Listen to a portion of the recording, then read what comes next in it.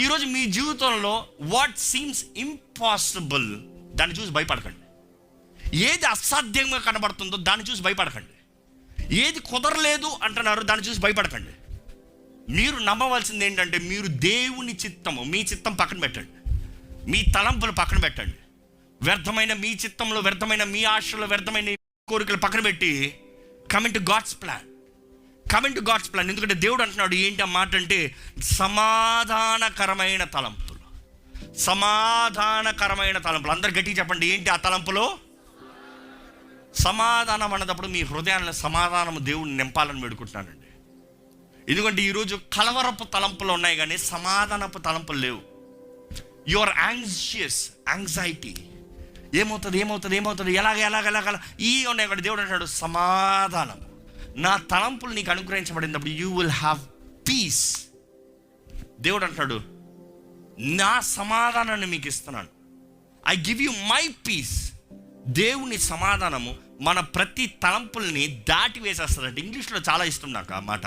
God's plans will God's peace will surpass all understanding. దేవుని సమాధానము ప్రతి ఆలోచనల్ని, తలంపుల్ని ఏం చేస్తాడు తెలుసా? బైపాస్, ఇంకా ఫ్రీజ్, ఇంకా ఆగిపో. దేవుని సమాధానం ఈరోజు మీ గృహంలోకి, మీ జీవితంలోకి, మీ తలంపుల్లోకి రావాలని ప్రార్థన చేస్తున్నాను. దేవుడు అంటున్నాడు అవి ఏమాత్రము కీడైనవి కాదు. ఇది వాగ్దానం అండి, ఇది వాగ్దానం. God is saying, I promise you there is no evil in my thoughts. నిన్ను నాశనం చేయాలని, నిన్ను పాడు చేయాలని, నిన్ను వ్యర్థులుగా పోవాలని నేను తలస్తలేదు. I have good plans for you. ఇశ్రాయేలు అప్పటికే మేము ఇంకా అయిపోయాము, యూదులు ఇంకా మేము అయిపోయాము, మేము చచ్చిపోయాము, ఇంకా మేము అయిపోయాము, ఇంకా మేము బానిసలు. మాత్రం దేవుడు అన్నాడు నాకు చెడు తలంపులు లేవు మీ పట్ల. ఈరోజు దేవుడు మీ పట్ల చెడు తలంపులు లేవు అని జ్ఞాపకం చేస్తున్నాడు. చెడు తలంపులు లేవు. అదే సమయంలో దేవుడు అంటున్నాడు ప్లాన్స్ టు ప్రాస్పర్ యూ. నమ్మేవారు హల్లెలూయా చెప్తామా? ఈరోజు ఈ ప్రాస్పర్ అనే మాట వస్తున్న తప్పైపోతుంది. No, you need to have a balanced gospel. దేవుడు మనల్ని ఆశీర్వదించే దేవుడు, మనల్ని ప్రేమించే దేవుడు, మనల్ని ఆయన బిడ్డలుగా చేసుకునే మన పరలోక రాజ్యము చేరాలని ఆశపడే దేవుడు. It is not just to say పరలోక రాజ్యము చేరతాం మాత్రమే కాదు, కానీ ఈహమందు పరమందు అని దేవుని వాక్యంలో స్పష్టంగా తెలియజేయబడుతుంది. God is saying, I have plans to prosper you. దేవుడు అంటున్నాడు, ఆయన నోటి నుండి వచ్చిన మాట, ఆయన అంటున్నాడు నేను నిన్ను ఆశీర్వదిస్తాను, నేను నిన్ను ఆశీర్వదిస్తాను. దేవుడు మిమ్మల్ని ఆశీర్వాదాలను తలుస్తే ఆశీర్వాదాలను ఆపగలిగింది ఒకడే ఒకడు, ఒకలే ఒకడు. కొంచెం మర్యాద చెప్తా, ఎందుకంటే వాడు కాదు, సాతానుడు కాదు. ఎవరు తెలుసా? మనమే.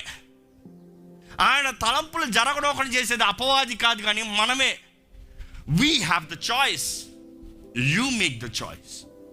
ఏం నిర్ణయం చేస్తాడు దేవుడు? అంటాడు సమాధానమైన కార్యములు, హోప్ ఫర్ యూ, నీకు నిరీక్షణ కలిగే తలంపులు. ఒకసారి ఆ వాక్యం లాస్ట్కి చదివి ముగిద్దామండి. నేను మిమ్మల్ని ఉద్దేశించిన సంగతులను నేను ఎరుగుదును, రాబోవు కాలమందు మీకు నిరీక్షణ కలుగునట్లుగా, మీకు నిరీక్షణ కలుగునట్లుగా. అవి సమాధానకరమైన ఉద్దేశములే కాని, అవి సమాధానకరమైన ఉద్దేశములే కాని హానికరమైనవి కావు. వండర్ఫుల్. ఇంకొక మాట చెప్పాలని దేవుని ఆత్మ బయలుపరుస్తుంది. మనం అనుకుంటే దేవుని తలంపులు అనేటప్పుడు ఒకటే అనుకుంటాం. దేవుడు నా పట్ల ఒకటే ఉద్దేశించడం కానీ దేవుడు అధికమైన తలంపులు మన పట్ల కలిగి ఉన్నాడండి. నమ్మేవారు హల్లెలూయా చెప్తారా? It is not 1 or 2 thoughts, is got multiple thoughts. నీ పట్ల నీకు ఇది మాత్రమే అని కాదు, మనకి ఇది ఇస్తాడు, అది చేస్తాడు, ఇది జరిగిస్తాడు, అది జరిగిస్తాడు, ఇది జరిగిస్తాడు. అవి ఎన్నంటే లెక్క పెట్టలేని తలంపులంట. మీ తలంపులు ఎన్నో లెక్కేసుకోండి, కావాలంటే లెక్కేయచ్చు. ఒక మనిషి ఎన్ని తలంపులు తలస్తారో ఆల్రెడీ లెక్క వేసి పెట్టారు అప్రాక్సిమేట్లీ. అంటే లెక్క పెట్టగలిగిన తలంపులు ఎప్పుడు ఈ వేల తలంపులే.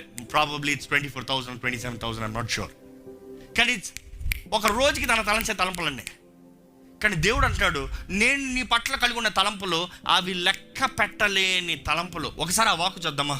లెట్స్ గో టు సామ్స్ 139, 139, 17-18 వచనాలు చదువుకుందామంట ఒకసారి. దేవా, నీ తలంపులు నాకెంత ప్రియమైనవి, నీ తలంపులు నాకు ఎంత ప్రియమైనవి, వాటి మొత్తం ఎంత గొప్పది, వాటి మొత్తం ఎంత గొప్పది, వాటిని లెక్కించేదని అనుకుంటున్నా, అవి ఇసుక కంటేను లెక్కకు ఎక్కువై ఉన్నవి. అది ఇసుక కంటే లెక్కకు ఎక్కువై ఉన్నవి. లెక్కకు ఎక్కువై ఉన్నాయి. ఇసుకని ఎప్పుడైనా లెక్క పెట్టగలరా? ఇంకో చోట ఆయన రాస్తాడు, Psalms 40 verse 5 చదవండి. యెహోవా నా దేవా, యెహోవా నా దేవా, నీవు మా ఎడల జరిగించిన ఆశ్చర్య క్రియలను, మా ఎడల నీకున్న తలంపులను బహు విస్తారములు వాటిని వివరించి చెప్పుకోదనుకుంటున్నా, అవి లెక్కకు మించి ఉన్నవి. మించి ఉన్నవి. నీకు సాటి అయిన వాడొకడును లేడు. ఈరోజు మనుషుడు లెక్క పెట్టగలిగిన డిజిట్స్ ఏంటి చెప్పగలుగుతారా? Trillion, 2 trillion, 3 trillion. What is the last? Infinity వస్తాను ముందు డెక్ ట్రిలియన్ వరకు మనుషుడు లెక్క పెడతాడు, కానీ సంఖ్య డెక్ ట్రిలియన్ తర్వాత ఏమంటాడు తెలుసా? ఇన్ఫినిటీ అంటాడు. ఇక్కడ కీర్తనకారుడు అంటాడు, నీవు నా పట్ల ఉద్దేశించిన తలంపులు, మా పట్ల కలిగి ఉన్న తలంపులు లెక్క పెట్టలేమో అంటే ఇట్ ఈస్ ఇన్ఫినిటీ. దేవుడు అంటాడు, నీ జీవితంలో నువ్వు చచ్చే ముందు చేయాల్సిన ఆ ఒక్క తలంపే కాదు, ప్రతిరోజు దేవుడు మన కొరకు తలంపులు కలిగి ఉన్నాడండి. మనం ఎక్కడికి వెళ్తున్నామో ఆయన తలంపులు కలిగి ఉన్నాడు. ఎవరితో మాట్లాడుతున్నామో ఆయన తలంపులు కలిగి ఉన్నాడు. ఏ పని చేయబోతున్నామో ఆయన తలంపులు కలిగి ఉన్నాడు. Every step that you take God has plans. జ్ఞాపకం పెట్టుకోండి. ఈరోజు మీరు చేసే ప్రతి నిర్ణయంలో దేవుడు తలంపులు కలిగి ఉన్నాడు. ప్రతి పనిలో చేతిలో పెన్ను పట్టుకున్నారు, దేవుడు తలంపులు కలిగి ఉన్నాడు. అడుగు పెడుతున్నారు ఇంట్లో బయటికి, దేవుడు తలంపులు కలిగి ఉన్నాడు. కొట్టుకెళ్ళి కొట్టినారో దేవుడు తలంపులు కలిగి ఉన్నాడు. అవును, ఒక కొట్లో కొనేదాని గురించి కూడా దేవుడు తలంపులు కలిగి ఉన్నాడు. నమ్మండి, మనకి ఏది మేలు, ఏది మంచి, God has plans for you. కానీ ఆ తలంపులు ఎలా నెరవేరుతాయి? మీరు నమ్ముతనే. You need to believe. దేవుడు నా కొరకు సమాధానకరమైన మంచి తలంపులు, నేను ఆశీర్వదించబడే తలంపులు కలిగి ఉన్నాడు. కాబట్టి నా తలంపులు ఏంటో నాకు తెలియదు.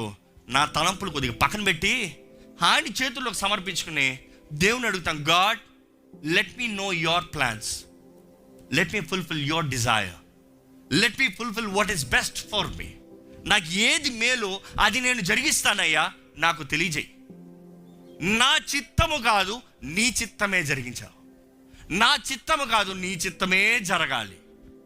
ఈరోజు మనము కానీ మన తలంపులు పక్కన పెట్టి, మన చెడు తలంపులు, చెడు మానవుడే చెడు అండి, నథింగ్ గుడ్ ఇన్ అస్, కానీ మనది పక్కన పెట్టి అయ్యా నీ చిత్తం జరగాలయ్యా అని వేడుకుంటే దేవుడు అంటాడు, నీ కొరకు గొప్ప తలంపులు కలిగి ఉన్నా, మంచి తలంపులు కలిగి ఉన్నా, నేను నీ కొరకు చేసే గొప్ప కార్యాలు, నేను నిన్ను నడిపించబోయే గొప్ప రీతిగా.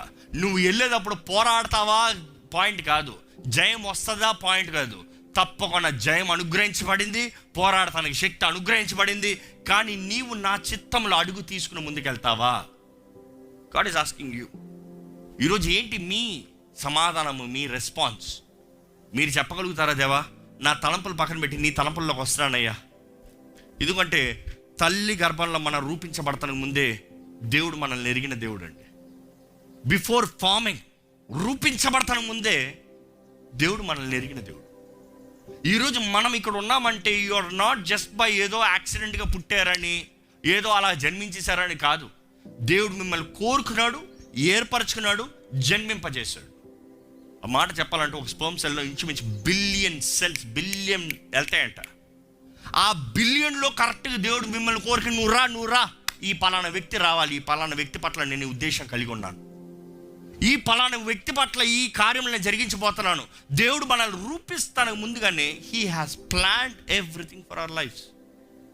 కానీ ఆ తలంపులకి మనం అంగీకరిస్తే మాత్రమే, you saying yes Lord, I submit Lord, let your plans, let your ways, నీ తలంపులు నీ మార్గంలో నాకు అనుగ్రహించు అంటే మాత్రమే జరుగుతుందండి.